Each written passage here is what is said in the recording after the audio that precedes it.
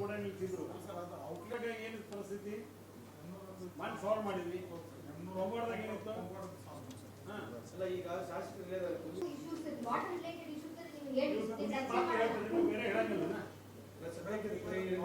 Outlet ಕೆರಿ ಸರಿ ಇಲ್ಲ ಔಟ್ಲೆಟ್ ಇಲ್ಲ ಮೇಡಮ್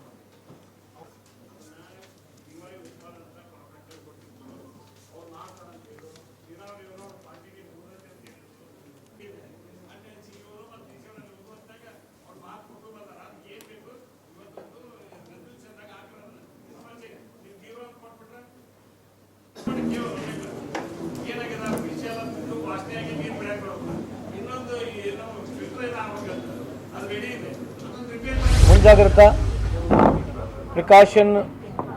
ಯಾಕಂದರೆ ಮುಂದೆ ಒಂದು ಈ ಬರಗಾಲ ವಿಷಯದಲ್ಲಿ ವಿಶೇಷವಾಗಿ ಬರಗಾಲ ಡಿಕ್ಲೇರ್ ಆಗಲಿದ್ರು ಕೂಡ ಈ ಬಾರಿ ಒಳ್ಳೆ ಮಳೆ ಆಗಿದ್ರು ಕೂಡ ನಮಗೆ ಕೆಲವಾರು ಸುಮಾರು ಇರ್ತಕ್ಕಂಥ 395 ಹಳ್ಳಿಗಳಲ್ಲಿ 95 ಹಳ್ಳಿಗಳನ್ನು ನಾವು ಟಾರ್ಗೆಟ್ ಮಾಡ್ತೇವೆ. ಸುಮಾರು 90 ಹಳ್ಳಿಗಳನ್ನ ಟಾರ್ಗೆಟ್ ಮಾಡ್ಕೊಂಡಿದ್ದೀವಿ. ಬಹುತೇಕ ಪ್ರಾಬ್ಲಮ್ ಬರ್ಬೋದು ಅಂತೇಳಿ ತಾಲೂಕುವಾರು ಆ ಹಳ್ಳಿಗಳು ಯಾವ ಅಂಥೇಳಿ ಡಿ ಸಿ ಅವರು, ನಮ್ಮ ಜಿಲ್ಲಾ ಪಂಚಾಯತಿಯ ಇ ಒ ಅವರು, ಸಿ ಒ ಅವರು ಎಲ್ಲರೂ ಕೂತ್ಕೊಂಡು ಮ್ಯಾಪಿಂಗ್ ಮಾಡಿದ್ದೀವಿ.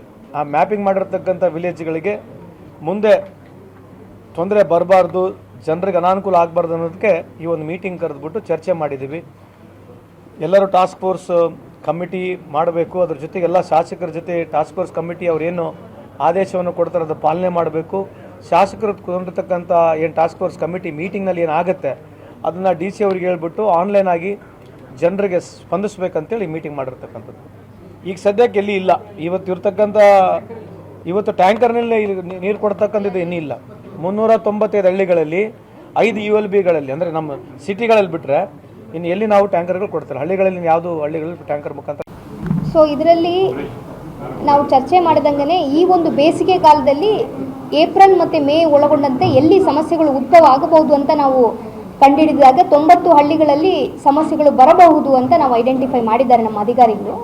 ಸದ್ಯಕ್ಕೆ ಅಂತ ನಮಗೆ ನೀರಿನ ಮೂಲಗಳಲ್ಲಿ ಸಮಸ್ಯೆ ಇಲ್ಲ. ತಾವೇನು ಕೇಳ್ತಾ ಇದ್ದೀರಾ, ಇದನ್ನು ಶಾಶ್ವತವಾಗಿ ಪರಿಹಾರ ಕಂಡುಕೊಳ್ಬೇಕು, ಯಾಕಂದರೆ ಪ್ರತಿ ವರ್ಷ ಈ ಸಮಸ್ಯೆ ಇದೆ ಅಂತ. ಇಲ್ಲ, ಈಗ ಜಿಲ್ಲೆಯಲ್ಲಿ ನಮಗೆ ಯಾವುದು ಕೂಡ ಈಗ ಟ್ಯಾಂಕರ್ ಸಪ್ಲೈ ಮಾಡ್ತಿಲ್ಲ.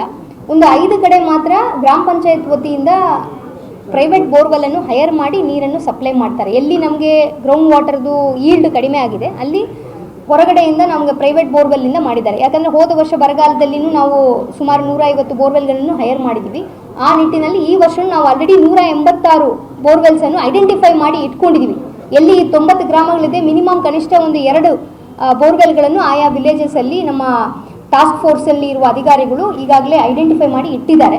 ಸೊ ಸಮಸ್ಯೆ ಬಂದಾಗ ಅದನ್ನು ನಾವು ಹೈರ್ ಮಾಡಿ ನೀರು ಪೂರೈಸುವಂಥ ಒಂದು ವ್ಯವಸ್ಥೆಯನ್ನು ಮಾಡಲಾಗ್ತದೆ.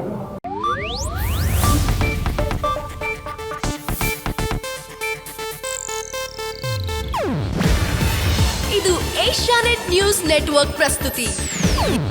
ನೀವು ನೋಡ್ತಿದ್ದೀರಾ ಏಷ್ಯಾನೆಟ್ ಸುವರ್ಣ ನ್ಯೂಸ್.